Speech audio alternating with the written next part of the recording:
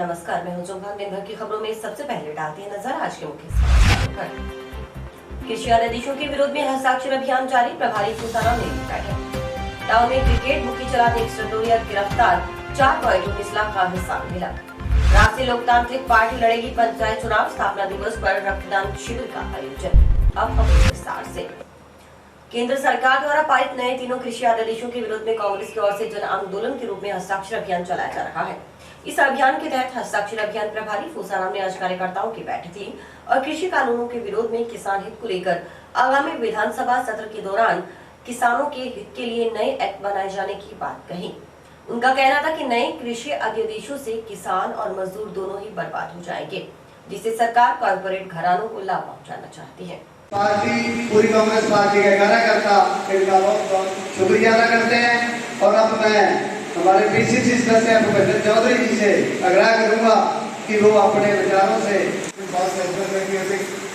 कानून केंद्र सरकार ने पारित किए हैं जिनके खिलाफ सारे किसान देश के गाँव में हुए भाइयों।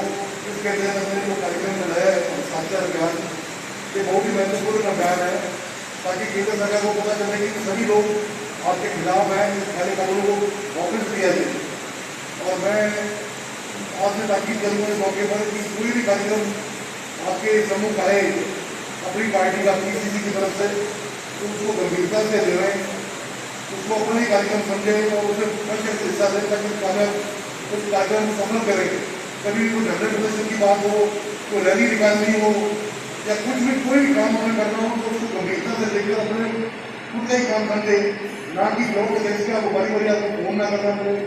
एक बार ये सभी को करना होने के बाद सभी को शिद्दत से ये कार्य करें, ये मेरा आपसे निवेदन है।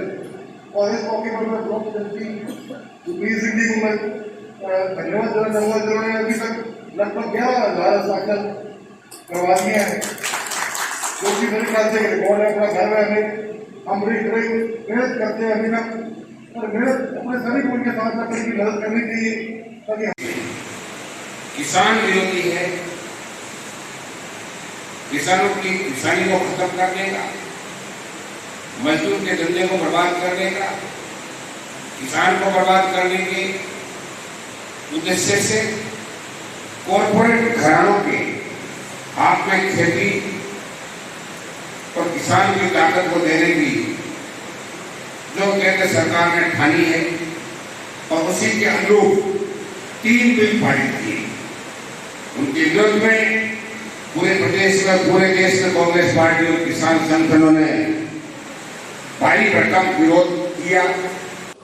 बलदार खत्म हो जाएंगे, उनकी बेरोजगार हो जाएंगे और कॉरपोरेट घराने कृषि मंडी से बाहर अनाज खरीद लेंगे और करके और स्टॉक कर लेंगे। तीसरी बात है कि इसमें स्टॉक की सीमा समाप्त कर दी और ज़िले में, प्रदेश में गिने चुने लोग, कॉरपोरेट घरानों के पैसे वाले लोग उसका स्टॉक कर लेंगे अनाज का, क्योंकि कॉन्ट्रैक्ट फार्मिंग इसमें लागू होगी।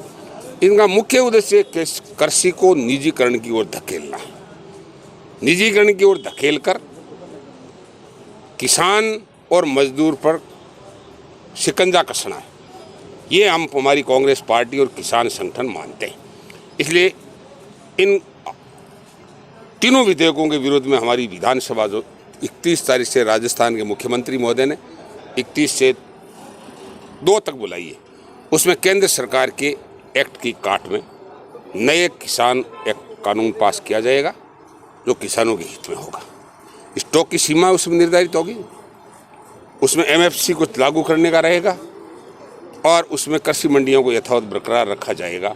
ऐसी व्यवस्था करने का अभी अनुमान है, विधानसभा शुरू होने पर पता चलेगा। लेकिन और केंद्र में की काट में ये जारी किया जा रहा है पंजाब पैटर्न के आधार। सर, जो विधानसभा आप पास करोगे वो राज्यपाल के पास जाएगा और राज्यपाल से राष्ट्रपति के पास जाएगा, वहाँ पास नहीं होगा, फिर आगे क्या रणनीति? ऐसा है कि अगर इस प्रकार भी पास नहीं करेंगे तो हम इसका अहिंसात्मक ढंग से इसका हमारी कांग्रेस पार्टी और किसान संगठन आंदोलन करेंगे कि इन बिलों को पास किया जाए और हम सरकार को मजबूर करेंगे। केंद्र सरकार को मजबूर करने के लिए आज का कार्यक्रम रखा गया है, क्योंकि 2 अक्टूबर से लेकर 31 अक्टूबर तक हस्ताक्षर अभियान इन तीनों विधेयकों के खिलाफ में करने का पार्टी ने टारगेट दिया है और उसी सिलसिले में आज प्रभारी के रूप में मैं यहाँ हनुमानगढ़ की धरती पर आया हूँ और सभी हमारे पार्टी के प्रत्याशी, हमारे विधायक, हमारे सब जो जनप्रतिनिधि आए और सबने जी तो 5,000 का टारगेट जो हमारी पीसीसी ने तय किया एक विधानसभा का किसानों का मजदूरों का हस्ताक्षर कराने का, वो सेट भी हमारे सबरम जी ने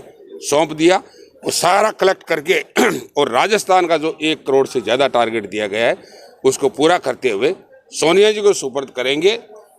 उस ज्ञापन के साथ कि तीनों बिलों को वापस लिया जाए 14 नवंबर या उसके बाद में राष्ट्रपति जी को आगे जिला परिषद टाउन में आईपीएल मैच पर बुक्की चलाते एक सटोरियों को पुलिस ने बुधवार रात्रि को 4.19 लाख रुपए के हिसाब किताब सहित गिरफ्तार किया है। आरोपी के कब्जे से क्रिकेट बुकी संचालन में प्रयुक्त उपकरण भी जब्त किए गए।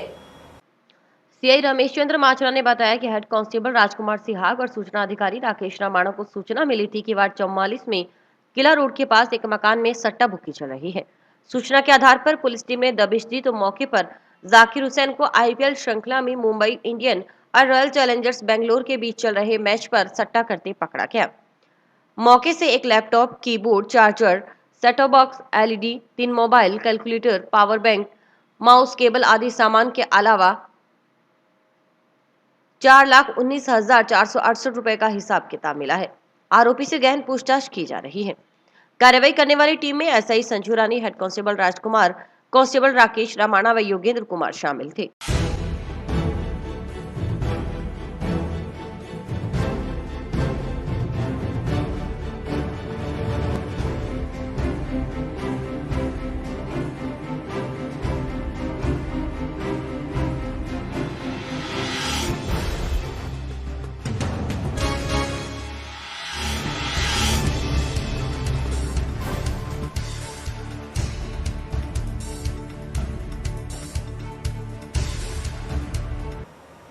राष्ट्रीय लोकतांत्रिक पार्टी की ओर से दूसरा स्थापना दिवस रक्तदान शिविर के साथ मनाया गया। शिविर में पार्टी कार्यकर्ताओं ने उत्साह से रक्तदान किया। शिविर में 100 यूनिट रक्त संग्रह का लक्ष्य रखा गया। इस मौके पर चुनावी सभा का भी आयोजन किया गया। राष्ट्रीय लोकतांत्रिक पार्टी अपना दूसरा स्थापना दिवस मना रही है। स्थापना दिवस के अवसर पर जहां एक ओर रक्तदान शिविर का आयोजन किया गया, दूसरी ओर आयोजित सभा में जिला परिषद व पंचायती राज चुनावों में पार्टी द्वारा प्रत्येक सीट पर स्वतंत्र रूप से चुनाव लड़ने की बात कही गई। पार्टी के महेंद्र कड़वा का कहना था कि पार्टी किसान मजदूर हितैषी है और नए कृषि अध्यादेशों का भी खुलकर विरोध किया जा रहा है। मजदूर किसान हित को लेकर ही चुनाव लड़ा जाएगा। क्यों अपन कोई मतलब को नहीं और जका मेन स्वतंत्रता और सिस्टम ई वजह हो जका किसान विरोधी नीतियां बीजेपी केंद्र सरकार जो की ले गई है बिंग हनुमान जी खुल के विरोध कर दियो। बिंग रिस्पांस केंद्र सरकार की तरफ कोई मिले को नहीं अभी तक, ना कोई वार्ता राजस्थान के अंदर, ना कोई केंद्र के अंदर, कुछ भी को नहीं। अब आप अपने बलबूते पर किसान और जवान की लड़ाई लड़नी है। बी खातर आप स्वतंत्र रूप इलेक्शन लड़ांगा। अपनी पार्टी भी जहाँ लेबल भी अपनी पार्टी को ही है कि ग्रामीण क्षेत्र की पार्टी है और जगह शहरी क्षेत्र का इलेक्शन है अभी जयपुर का, जोधपुर का और कोटा का, बिंग अंदर भी बहुत ज़बरदस्त रिस्पॉन्स मिल रहा है आरएलपी ने। राष्ट्रीय लोकतांत्रिक पार्टी आज अपना दूसरा स्थापना दिवस मना रही है। उसके तहत आज हनुमानगढ़ जिला इकाई ने जाट धर्मशाला के अंदर ब्लड डोनेशन कैंप रखा था, जिसका टारगेट लगभग 100 यूनिट ब्लड का है। और इसके साथ साथ चुनावी रणनीति के लिए सभा भी रखी गई थी, जिसमें आगामी चुनाव पंचायत राज और जो जिला परिषद के चुनाव है वो आरएलपी पार्टी स्वतंत्र रूप से हर सीट पर चुनाव लड़ेगी। इस के लिए यहाँ अपने जाट भवन में मीटिंग रखी गई थी और सभी जो हनुमानगढ़ जिले के हमारे जो साथी हैं, जो हमारी कार्यकारिणी के सदस्य हैं, सभी यहाँ एकत्रित हुए हैं। सबसे मेन मुद्दा जो है, केंद्र सरकार काले कानून लेकर आई है। हमारे आरएलपी पार्टी का बीजेपी के साथ गठबंधन है, लेकिन हमने इसका खुलकर विरोध किया है क्योंकि ये किसानों के बिल्कुल भी हित में नहीं है और जहां किसान और जवान के हित की बात नहीं होगी वहां आरएलपी पार्टी कभी किसी के साथ खड़ी नहीं होगी। आरएलपी पार्टी जो है वो जवानों और किसानों की पार्टी है और उनके हित के लिए ही हम आगे जो भी लड़ाई लड़ेंगे वो किसानों और जवानों के हित की लड़ाई लड़ेंगे। हनुमानगढ़ जिले में क्या रहेगा? हनुमानगढ़ जिले में भी आरएलपी पार्टी हर सीट पर अपने चुनाव लड़ेगी। डायरेक्टरी और जिला परिषद के जितने भी हर सीट पर चुनाव लड़ेगी। जन कल्याण के कार्यों में युवाओं की भागीदारी सुनिश्चित करने के लिए नेहरू युवा केंद्र अभियान चलाए, जिसमें युवाओं को जोड़कर कोरोना जागरूकता, पर्यावरण संरक्षण, फिट इंडिया, आत्मनिर्भर भारत के अंतर्गत विभिन्न कार्य करवाए जाएं। साथ ही आपदा प्रबंधन के लिए ग्राम स्तर पर युवाओं के दल तैयार किए जाएं। नेहरू युवा केंद्र युवा कार्यक्रम एवं खेल मंत्रालय भारत सरकार की जिला युवा कार्यक्रम सलाहकार समिति की बैठक में कलेक्टर जाकिर हुसैन ने यह बात कही। कोरोना के बचाव के लिए राजकीय प्राकृतिक चिकित्सालय की ओर से कोरोना बचाव के लिए इम्यूनिटी बढ़ाने के लिए काढ़ा का वितरण कोरोना वॉरियर्स में किया गया था, लेकिन इसके बाद अब आमजन को यह काढ़ा उपलब्ध करवाया गया है। अब प्राकृतिक चिकित्सालय व उससे संबंधित संस्थानों में काढ़ा सामग्री उपलब्ध करवाई जा रही है जो इम्यूनिटी बढ़ाने में कारगर है। इसके लिए सोशल डिस्टेंस की पालना के चलते काढ़ा बनाकर न देते हुए काढ़ा सामग्री उपलब्ध करवाई जा रही है।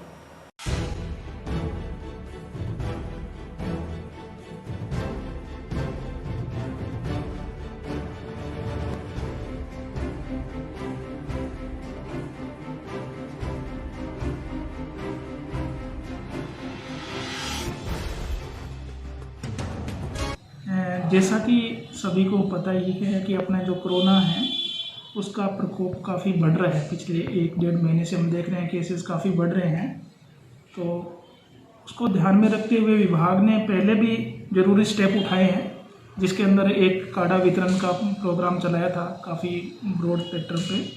तो उसमें हमने कोरोना वॉरियर्स को क्वाथ वितरण किया था डोर टू डोर, और जो भी इसके संदिग्ध मरीज थे या फिर कोई हेल्दी पर्सन भी अपनी इम्यूनिटी को बूस्ट करने के लिए इस काढ़े का यूज कर सकता था।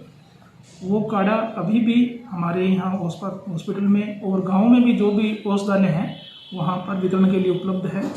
तो जैसा पहले मौसमी बीमारियों को संदर्भ में हम क्वाथ का पान करवाते थे, इधर काढ़ा तैयार करते थे उसको और यहीं पिलाते थे, लेकिन इस बार वो हम यहाँ पर नहीं पिलाकर पेशेंट को घर के लिए ही उपलब्ध करवा रहे हैं, ताकि वो घर पे ही उसको तैयार करे और उसका सेवन करके अपनी इम्यूनिटी को मजबूत करे।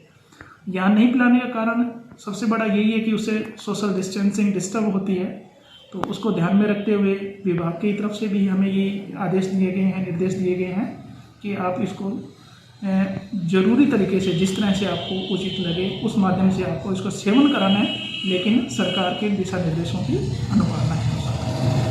और जैसा कि हमें पता ही है अभी मौसम भी चेंज हो रहा है और इस बदलते मौसम में हमारी इम्यूनिटी काफ़ी वीक हो जाती है, तो हमारी थोड़ी सी जिम्मेदारी इसमें ज़्यादा बढ़ जाती है। और ये बढ़ते हुए केस इस चीज़ को इंगित भी कर रहे हैं कि हमारी इम्यूनिटी का सीधा असर इसके बढ़ते हुए केस पर पड़ रहा है। तो हमें जो ज़रूरी गाइडलाइन हमें उपलब्ध करवाई जा रही है सरकार की तरफ से, उनकी पालना करनी है। उसमें सोशल डिस्टेंसिंग, 2 गज या 6 फीट की दूरी बहुत महत्वपूर्ण है। मास्क एनी टाइम पहन के रखना चाहिए हमें। एक मास्क हमें इसके संक्रमण से बहुत हद तक बचा के रख सकता है। पंचायत समिति सभागार में आयोजित वीडियो कॉन्फ्रेंस महज खानापूर्ति साबित हुई। दरअसल वीसी में 40 लोगों के बैठने की व्यवस्था थी और आमंत्रित सदस्यों की संख्या 150 से अधिक। ऐसे में सिवाय शोर शराबा के वीसी का मकसद पूरा नहीं हुआ। वीसी के बाद बीएलओ का कहना था कि उन्हें कुछ समझ नहीं आया। One nation one ration card योजना के अंतर्गत जिले में खाद्य सुरक्षा लाभार्थियों की 100% आधार सीडिंग और सत्यापन कार्य संपादित किए जाने के लिए बीएलओ द्वारा कार्य किया जा रहा है। इस कार्य के सफल संचालन को लेकर संबंधित बीएलओ के प्रशिक्षण कार्यक्रम का आयोजन वीसी के जरिए किया गया। राजीव गांधी सेवा केंद्र से वीसी के जरिए योजना के सफल क्रियान्वयन को लेकर प्रशिक्षण दिया जा रहा था, लेकिन वीसी के माध्यम से पंचायत समिति में प्रशिक्षण लेने पहुंचे बीएलओ ने कहा कि उनकी समझ में कुछ नहीं आया। दरअसल हुआ ये कि वीसी में 40 लोगों के बैठने की व्यवस्था थी, जबकि वहां पहुंचे बीएलओ की संख्या 150 से अधिक थी, जिसके चलते वीसी का मकसद पूरा नहीं हो सका, क्योंकि बैठने की जगह के अभाव में कुछ लोग अंदर तो कुछ बाहर खड़े थे। ऐसे में बीएलओ का कहना था कि वे कुछ नहीं समझ पाए, इसलिए प्रशासन की ओर से फिर से योजना को लेकर प्रशिक्षण दिया जाए।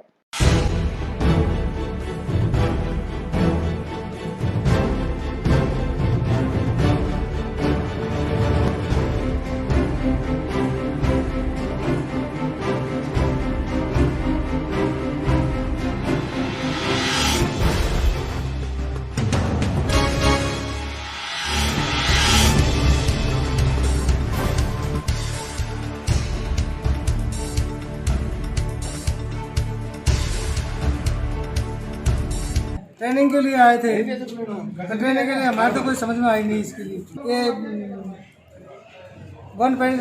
नेशन वन राशन कार्ड के बीएलओ साहब जिनसे लिस्ट में नाम दिए थे उन्हीं को बुलाया गया था। बाकी करीब सारे आए हैं। जानकारी मिली यहाँ मतलब जो एक तो भीड़ इकट्ठी हो रही है, कोई बैठने की व्यवस्था सही नहीं है जी। उसके हिसाब से मतलब वो हो नहीं पा रहा। तो आपको कोई जानकारी मिली क्या जिसके लिए बुलाया गया था? मेरे को तो कुछ भी समझ में नहीं आया। आज पंचायत समिति परिषद में one national one ration card योजना के अंतर्गत वीसी रखी गई थी, जिसके अंतर्गत यहाँ पे क्या 40 जनों की कैपेसिटी थी, लेकिन पूरे BLO 161 है, उनकी ना कोई बैठने की व्यवस्था हुई, ना कोई सही ढंग से कलेक्टर साहब के आदेशों की पालना की, और ना कुछ समझ में आया। तक हमारे समझ में नहीं आएगा जब तक हम कोई कार्रवाई नहीं कर सकते, ना भी राशन कार्ड का कोई काम कर सकते हैं जी। अतः हमारे पुण्य कोई ऐसा आदेश दें जिसमें कि हमें सही ढंग से हमारे को समझ में आए और हम कार्रवाई आगे की जो कलेक्टर साहब के आदेश किए उनके आदेशों की पालना कर सकें। बिल्कुल सोशल डिस्टेंसिंग भी नहीं थी, और इसमें क्या ना तो कोई सोशल डिस्टेंस थी, किसी के मास्क नहीं लगा हुआ था, करीब सभी बाहर खड़े होते पंचायत समिति परिसर में जी, जी। और अंदर करीबन 100 आदमी अंदर खड़े थे, लेकिन बैठने की कैपेसिटी सिर्फ 40 जनों की ही थी। इसमें क्या कोरोना फैलने का बहुत ज़्यादा चांस है। अतः श्रीमान जी से निवेदन है कि अगली जो मीटिंग बुलाई जाए उसमें सोशल डिस्टेंसिंग का पालन किया जाए और सही ढंग से हमको आदेशों के आदेश दिया जाए कि ये कार्रवाई आपको करनी है। आज की यानी मीटिंग में हमें कुछ समझ नहीं आया श्रीमान जी। एनडीपीएस कोर्ट के न्यायाधीश वीरेंद्र जसूजा ने 16 किलोग्राम पोस्त तस्करी के मामले में एक जने को गुरुवार को 5 साल की सजा सुनाई, साथ ही 50,000 रुपए का जुर्माना भी लगाया है। जुर्माना अदा नहीं करने पर 6 माह का अतिरिक्त कठोर कारावास भुगतना होगा। राज्य सरकार की ओर से मामले की पैरवी विशिष्ट लोक अभियोजक दिनेश दाधीच ने की। जानकारी के अनुसार 2 मई 2017 की शाम को जंक्शन थाना के तत्कालीन प्रभारी रणवीर सिंह मीणा ने पुलिस टीम के साथ गश्त के दौरान नवा बाईपास रोड पर शंकरदास पुत्र कन्हैयालाल बंगाली ब्राह्मण निवासी कासिमपुर जिला मिदनापुर पश्चिम बंगाल से 16 किलोग्राम अवैध चूरा पोस्त जब्त कर आरोपी को गिरफ्तार किया था। आरोपी के खिलाफ एनडीपीएस एक्ट की धारा के तहत मामला दर्ज कर जांच संग्रह थाना प्रभारी को सौंपी गई। अनुसंधान के दौरान पाया गया कि शंकरदास अवैध रूप से पोस्त का कारोबार करता था और उसके पास कोई वैध लाइसेंस नहीं था। अनुसंधान के पश्चात पुलिस ने शंकरदास के खिलाफ एनडीपीएस एक्ट के तहत न्यायालय में चालान पेश किया। विचारण के दौरान अभियोजन पक्ष की ओर से कुल 12 गवाह पेश किए गए और 37 दस्तावेज प्रदर्शित करवा आरोपी शंकरदास के विरुद्ध अपराध साबित किया गया। आज माननीय न्यायालय द्वारा अवैध पोस्त के कारोबारी को सजा सुनाई गई है। मामला 2017 का है। 2/5/2017 को थाना अधिकारी पुलिस थाना हनुमानगढ़ जंक्शन द्वारा नवा बाईपास पर गश्त के दौरान आरोपी शंकरदास को शक के आधार पर जांच की गई तो उसके पास 16 किलो अवैध पोस्त बरामद किया गया, जिसके संबंध में उसके पास किसी प्रकार का वैध लाइसेंस इत्यादि भी नहीं था।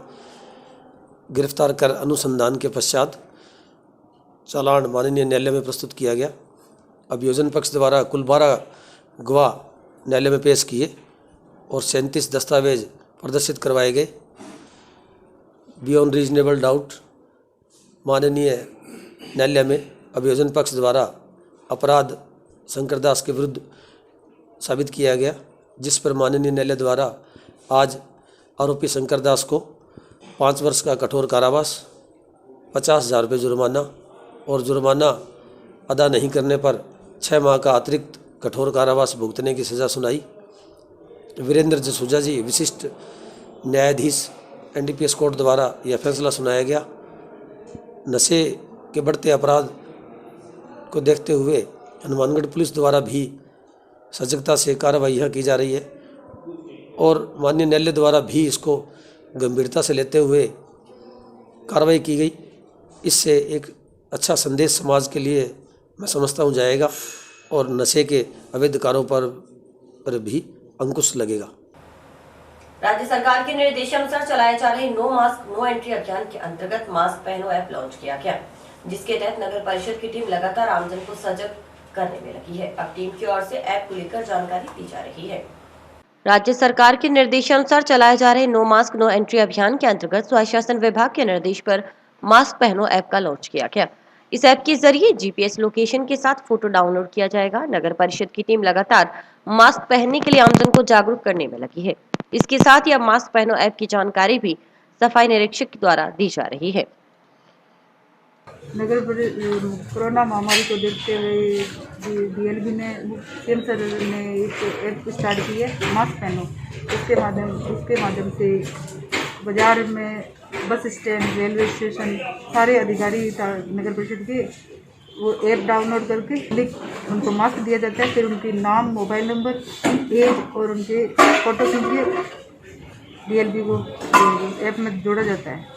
राज्य सरकार के निर्देशानुसार नो मास्क नो एंट्री के जो मुहिम लगातार पिछले 3 तारीख से अनवरत जारी है, उसी के अंतर्गत स्वशासन विभाग के आदेश अनुसार अभी एक नो मास्क नो एंट्री के अंतर्गत ही मास्क पहनाओ ऐप का लॉन्च किया गया है, जिसके द्वारा GPS और लोकेशन के साथ कैंडिडेट की फ़ोटो कैप्चर की जाती है, जिसको मास्क बना रहे डिटेल दी जाती है और उसको टैली करने के लिए विभागीय आदेशों के अनुसार टीम लगाई हुई है, जो रैंडमली उनको कॉल करके मास्क की क्वालिटी, मास्क मिला कि नहीं मिला, उसको टैली करते हैं। तो हम सबका भी ये आग्रह है कि हनुमानगढ़ शहर के इतने सब लोग ये मास्क पहने ऐप डाउनलोड करवाएं और किसी संस्था या NGO या अपने स्वयं के स्तर पर जितने मास्क वितरित कर सके मास्क वितरित करें और एक मुहिम के साथ जुड़ें ताकि लोग कोरोना से बचाव कर सकें और शहर का जो है त्यौहार है वो बेहतर ढंग से लोग शांति सौहार्द के साथ मना पाएं। नमो मंत्र फाउंडेशन ने मिशन हर घर में राम अभियान के अंतर्गत डिजिटल रामलीला मंचन को 13 करोड़ लोगों तक सफलतापूर्वक प्रचार प्रसार करने में सफलता हासिल की है। फाउंडेशन के इस अभियान को देश के कई संतों एवं सामाजिक संगठनों का समर्थन मिलने के साथ 40 से अधिक सांसदों और भारत सरकार के कई मंत्रियों का भरपूर सहयोग मिला है। नगर परिषद की ओर से शहर में जगह जगह सड़कों का निर्माण करवाया जा रहा है। दीपावली से पूर्व शहर के सौंदर्यीकरण को बढ़ाने के लगातार प्रयास किए जा रहे हैं। करीबन 20 लाख की लागत से कलेक्ट्रेट के सामने जनरल मार्केट में पेवर सड़कों का निर्माण हो रहा है। सभापति गणेशराज बंसल द्वारा शहर में चल रहे निर्माण कार्यों का जायजा लिया गया। बताया गया कि लाइटिंग, सड़कों और डिवाइडर निर्माण को लेकर कार्य प्रगति पर है। शहर के सौंदर्यीकरण को लेकर लगातार प्रयास किए जा रहे हैं।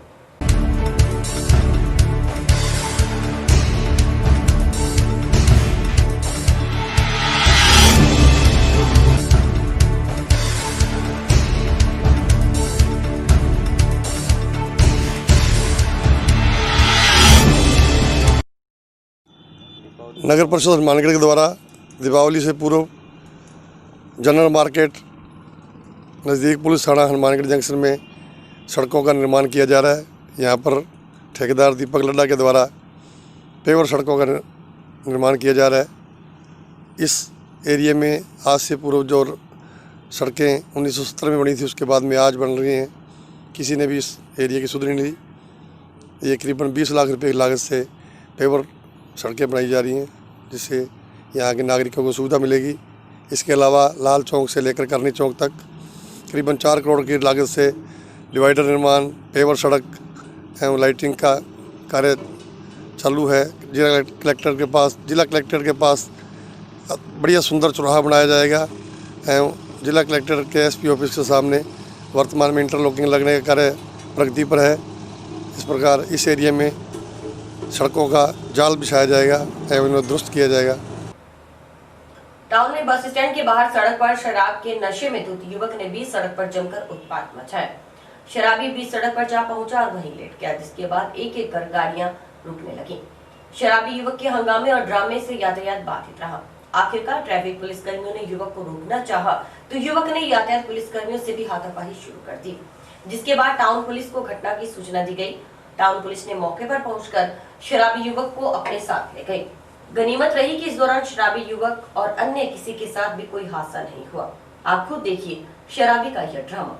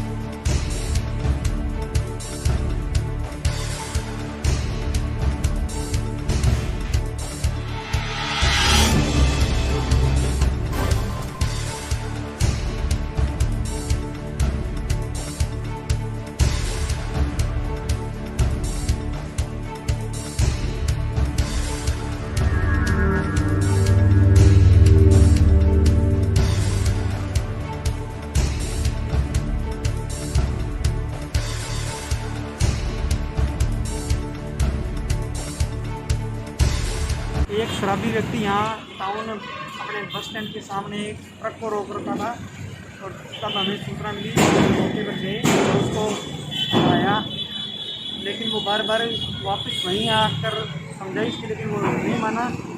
टाउन थाने में फोन किया और टाउन थाने से ग्रेज हेड कांस्टेबल को लेकर गए। आधे घंटे तक शराब की बात हो जाता रहा, हो रही थी, लेकिन उसको बार बार हटाने का प्रयास किया, उसे समझाइश करने की कोशिश की, लेकिन वो नहीं माना, तो टाउन थाने के वाले थे। बदतमीजी कर रहा था और शराब के नशे में था, उसको कोई होश तो नहीं था। और इसी के साथ समाचार समाप्त हुए। रोजाना देखते रहिए समाचार। नमस्कार।